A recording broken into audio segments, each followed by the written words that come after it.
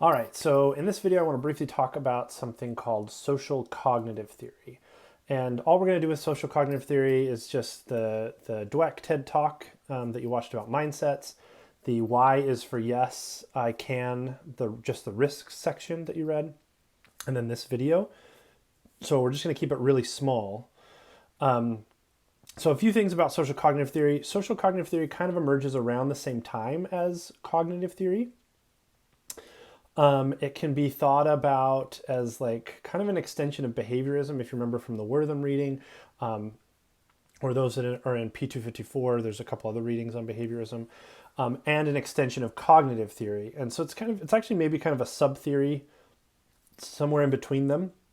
And this maybe gets a little bit confusing because in the Wortham reading, they actually use social cognitive to talk about something that fits more with sociocultural. And so it's a little bit of a misnomer. The name is very annoying because there's not really a social aspect to it as much as the sociocultural. And so again, when we talk about sociocultural theory, you'll see the difference between these. But I also don't want you to confuse it with cognitive theory because information processing is not really the highlight of this theory. So we're just going to call it SCT instead of social cognitive theory. So I'll kind of say that a few times, SCT. So sorry about the name. Albert Bandura is the name that you want to associate with this. When you hear Bandura, you should think SCT, Bandura's social cognitive theory. So those two are like peas in a pod. So SCT, social cognitive theory, has basically two central components for our purposes in educational psychology. One has to do with observation and modeling, and one has to do with self-efficacy and self-perception. So we'll take each of those in turn. So one of the key ideas of social cognitive theory is it builds on behaviorism.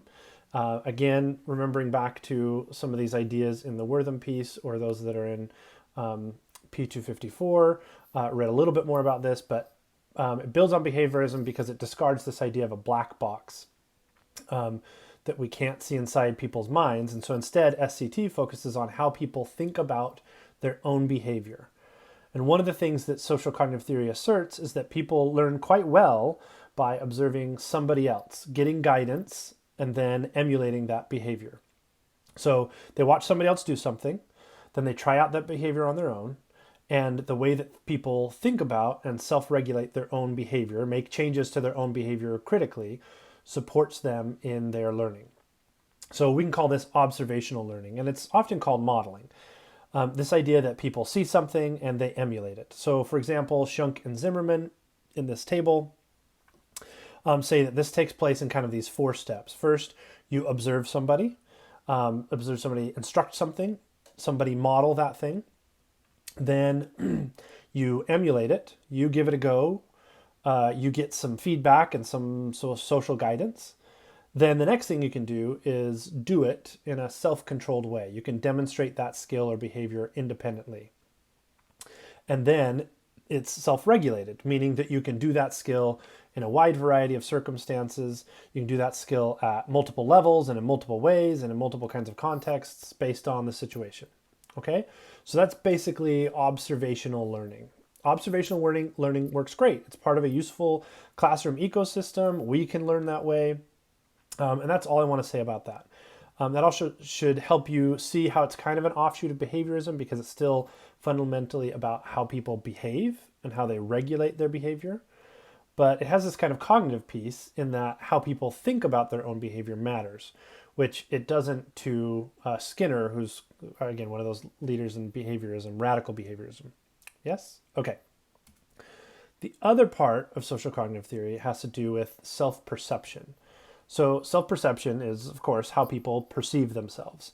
And I think you're starting to feel that with some of the self-regulation talk we were just talking about in the last slide. The word metacognition, which I'll introduce to you here, is thinking about thinking. So how people think about their own thinking, think about their own learning, right? And so for Bandura, the key concept is called self-efficacy.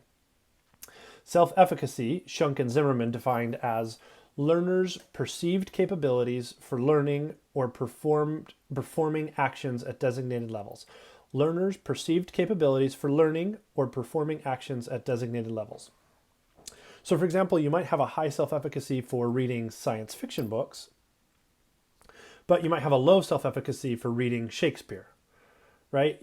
You see that difference? You might not feel that you're capable of performing the action of reading at the level of Shakespeare's writing. So that's what self-efficacy is. It's just how effective, how much efficacy you think you yourself will have with regard to some particular behavior. Now, Bandura basically asserted that the higher your self-efficacy, the better you'll learn. The more likely you are to pay attention to models. The more likely you are to try to emulate the behavior. The more likely you are to self-regulate your behavior effectively. So high self-efficacy is good.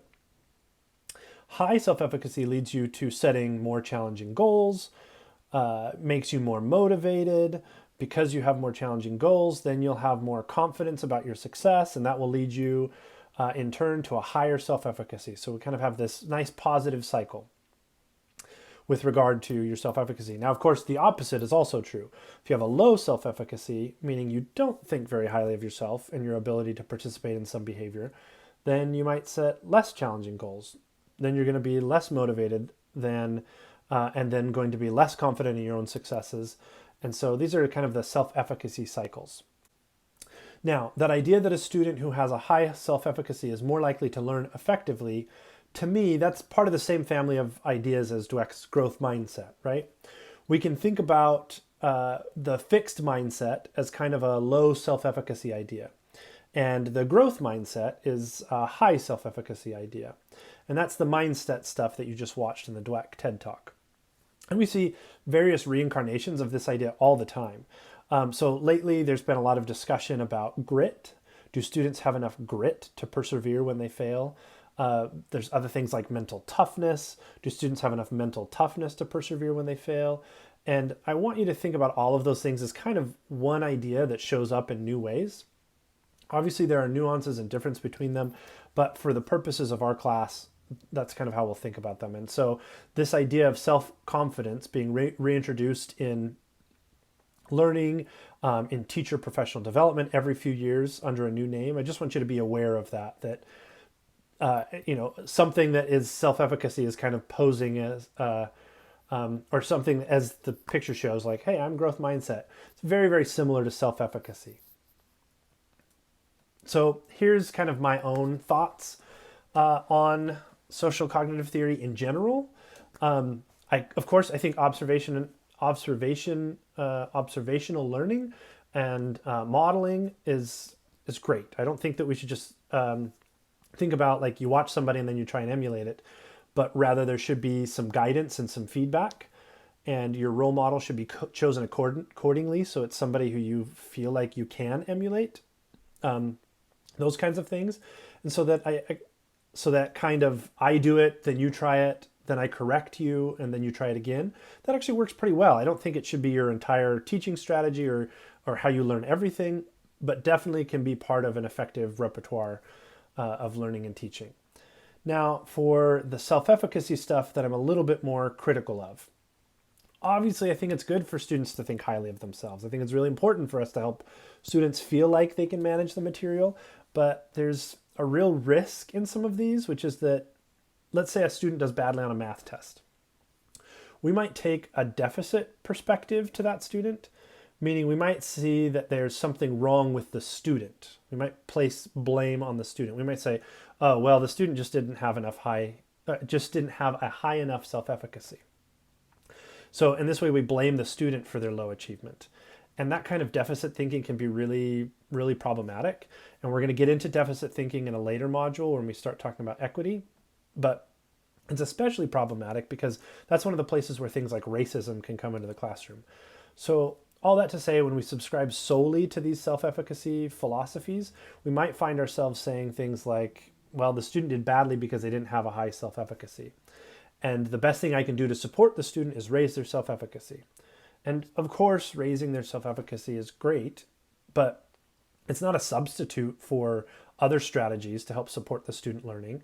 And same with us, just increasing our self-efficacy doesn't necessarily mean we're going to learn better. no amount of having a high self-perception is going to make up for being badly taught, right?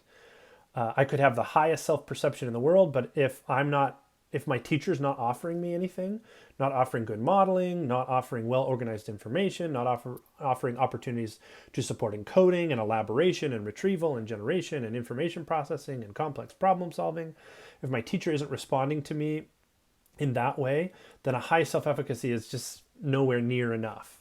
So all that to say, there's some value in these social cognitive theories, but I also want you to come at them with a slightly critical lens.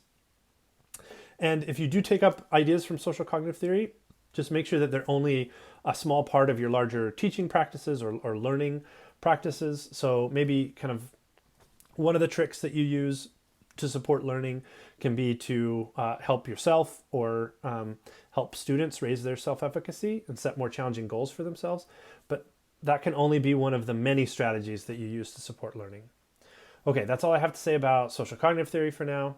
And I'll see you in the next videos and in the annotations.